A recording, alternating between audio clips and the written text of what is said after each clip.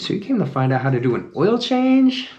I got you. So I'm gonna try to cover everything in this video, but if I don't cover something that maybe you needed to know, put it down in the comments below and I'll answer all questions within 3 hours, anywhere up to, I'd say, a whole day, 24 hours.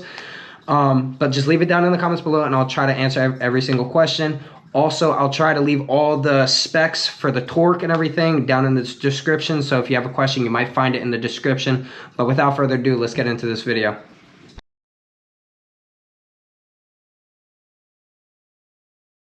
What you are going to need is a funnel, 3 quarts of oil, because my particular bike takes 2.35 gallons, if I remember correctly. You are going to need a nice microfiber towel. You're going to need your ratchets. You're going to need a 17mm wrench. You're going to need an extension tool. You're going to need a 10mm socket, just so that you can undo the coolant reserve tank so that you can get access to put the oil filter wrench on, or you can do it by hand, up to you. You're going to need your oil filter. Mine takes a HF303 for the HIFLOFILTRO. You're going to need a gasket, that is essential. And then if you are really like me, I'm very particular, you can use some thread sealant. I think I got it for like $10–12 at the auto store.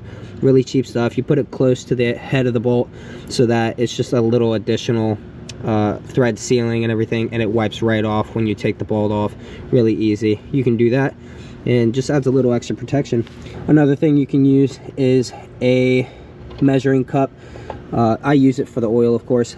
It's just a little easier to measure everything. I'm very particular, like I said.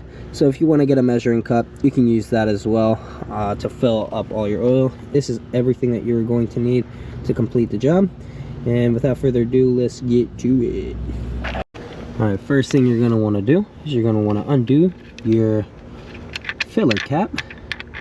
That way air can go in while you're draining the oil.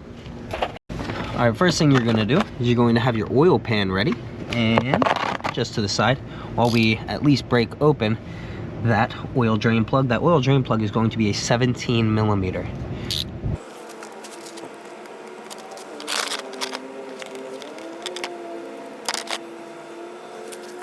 While that is draining, you are going to take the oil filter off. It is very hard to do it off by hand. I'm not sure what size this is, but it says 25404, and that is the wrench that I use to take that off.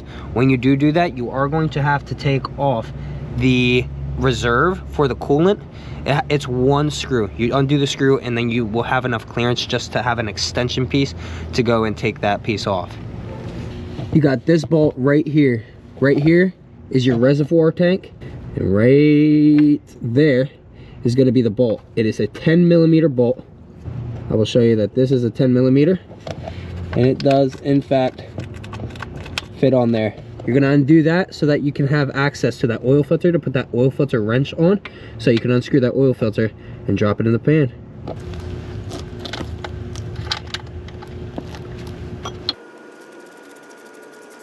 Right here is the bolt that you will use to screw back in that reservoir tank.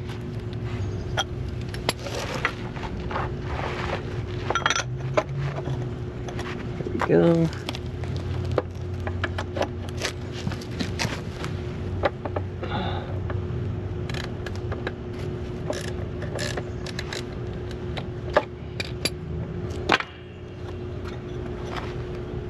All right.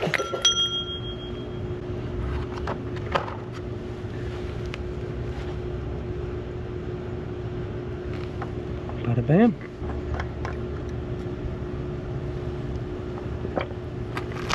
Alright, so when you take that oil drain plug off, if you think that the gasket looks okay, it isn't. Why risk it over something that costs, whether it be 20 cents or up to $1? Like, it's you can see that it already has some scarring on the surfaces and everything. Just toss it away. It's going to be the least costing thing that you put on this bike, and over you know, completely shredding your engine. Is it really worth it? Personally, it's not. But just go ahead and replace that gasket that's on that drain plug, and don't risk it. Just don't risk it. I'm going to put the size of the gasket and maybe a link to the gasket down in the description, so if you need help finding the gasket that I bought an entire 100 pack of them, or I can just get them from my mechanic. He has them in stock too. But as you can see, fits perfect on there, and it's nice rubber, so you know it's gonna seal pretty well. But really cheap. I think I bought this 100 pack for 21 to 25 bucks. Let's say $25 for a 100 pack. It's stupid cheap. Just go ahead and do that and save yourself the hassle of having to replace your engine because you ran out of oil because you didn't put a new gasket on it. Now I'm just going to tighten that down by hand, but if you need to know the torque specification, I am going to put that down in the description below from the repair manual itself. That is what Honda will tell you what the torque specification is. I'll put that down below.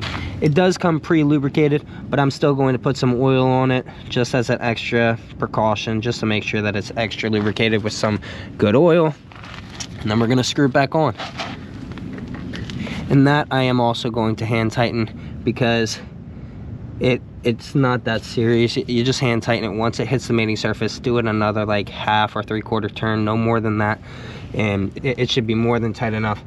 And then you go ahead and refill the oil.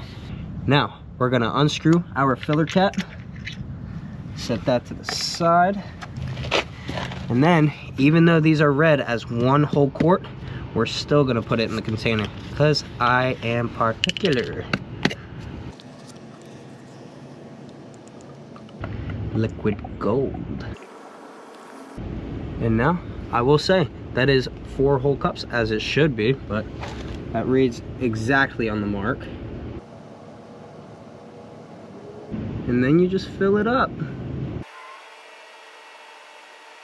to the second quart.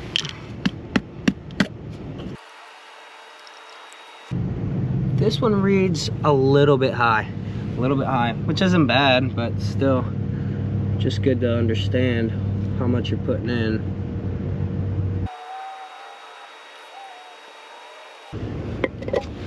And then you put that last 0.35 in. If I remember correctly, I'll put that down in the description as well, how much I'm putting in.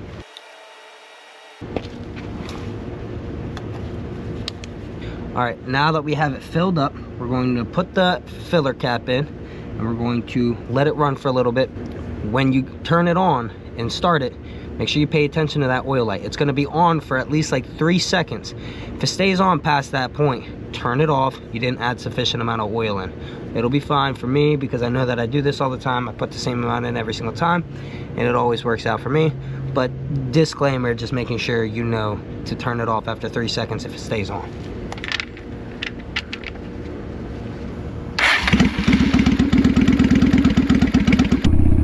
All right, everybody, so we stopped and we checked the oil level. It was a little bit low, so we added a little bit more in. That's typical, it happens, that's why we check it. But we checked it and we're all good now. So with that being said, this video is concluded. If you liked what you saw, or if you'd like to know any other bits of information, please leave a comment down below, and I will be sure to answer every single comment within at least 3 hours to up to a day, I will say. But just leave a comment down below with any questions you have, or anything really, honestly. Just ask me any question you need and I'd be happy to answer them for you. Definitely like and subscribe. It helps support this channel, keep me going.